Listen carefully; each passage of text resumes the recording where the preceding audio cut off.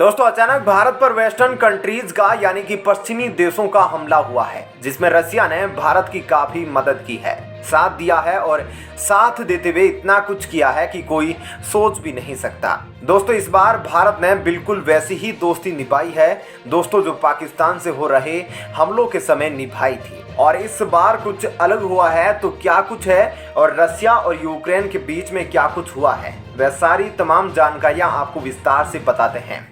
दोस्तों हाल ही में कुछ ऐसा हुआ है जिसने भारत को परेशान करके रख दिया है। दोस्तों जो पश्चिमी देश रूस पर हमलावर थे, उन्होंने भारत के खिलाफ भी बयान देना शुरू कर दिया है, जिनमें अमेरिका और जर्मनी सबसे आगे हैं। दोस्तों ये देश भारत और रूस की नजदीकियों को देखकर बेहद आक्रामक हो गए हैं।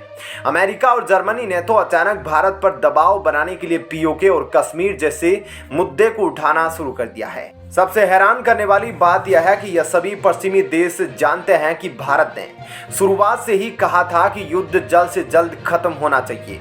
खुद प्रधानमंत्री नरेंद्र मोदी ने पुतिन और जेलेंस्की से व्यक्तिगत तौर पर बातचीत की थी। लेकिन दोस्तों अब यह सभी पश्चिमी देश रूस के साथ साथ भारत को भी निशाना बना रहे हैं। लगभग हर बड़े मंच पर पश्चिमी देशों की मीडिया भारत के विदेश मंत्री एस जयशंकर से सवाल पूछ रही है कि भारत ने रूस से तेल और हथियार क्यों खरीदे।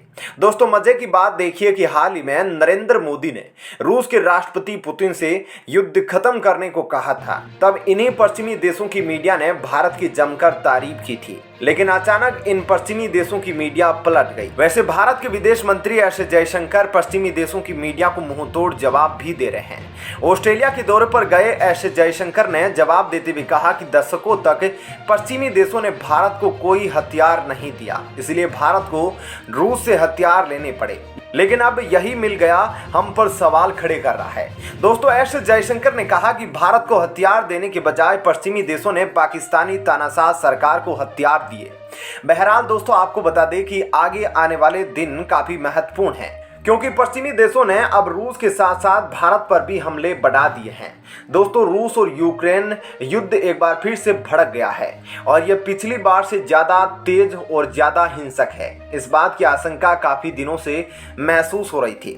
दोस्तों मॉस्को में पुतिन के सबसे खास और सबसे भरोसेमंद राजनीतिक सलाहकार अलेक्जेंडर दोगिन की बेटी दारिया दोगिन की मॉस्को में कार विस्फोट में हत्या कर दी गई। 8 अक्टूबर को रूस से क्रीमिया को जोड़ने वाले पुल पर भी हमला हुआ, उसे जला दिया गया। दोनों ही घटना की जिम्मेदारी रूस ने यूक्रेन समर्थित आतंकवादियों पर डाली और उन्हें चेतावनी भी दी। 10 अक्टूबर को रूस ने जेपोरिजिया और कीव के कई ठिकानों पर ताबड़तोड़ मिसाइल हमले किए। दरअसल जब फरवरी में रूस और यूक्रेन युद्ध शुरू हुआ था तो यह अंदेशा था कि यह लड़ाई किसी खतरनाक मोड़ पर जा सकती है, लेकिन बीच में कुछ ऐसा महसूस हुआ कि पुतिन जो चाहते थे वह उन्हें मिल गया, यानी यूक्रेन का पूर्वी हिस्सा। इसको रूस में मिलाकर पुतिन शांत बैठ गए, क्योंकि पुतिन हमेशा से रूस और यूक्रेन के बीच में बफर जोन चाहते थे और पूर्वी यूक्रेन के हिस्से को रूस में मिलाने के बाद उन्हें वह बफर जोन मिल गया। लेकिन इस बीच पश्चिमी देशों ने लगातार इस युद्ध को भड़काने की कोशिश की, जैसे कि रूस को लगातार पैसे और हथियार दिए जाते रहे, जिससे कि वे रूस पर नए हमले शुरू कर सके। इसका उद्देश्य था कि किसी भी तरह से पुतिन को और भड़काया जाए, ताकि वह इस युद्ध को और लंबा खींच सके और पश्चिमी देशों को रूस पर निशाना लगाने का मौका लगातार मिलता रहे। तो दोस्तों आपको इस बारे में क्या लगता है, आप अपनी राय हमें कमेंट सेक्शन में बता सकते हैं। और ये वीडियो पसंद आई हो तो इसे लाइक और ज़्यादा से ज़्यादा शेयर जरूर करें।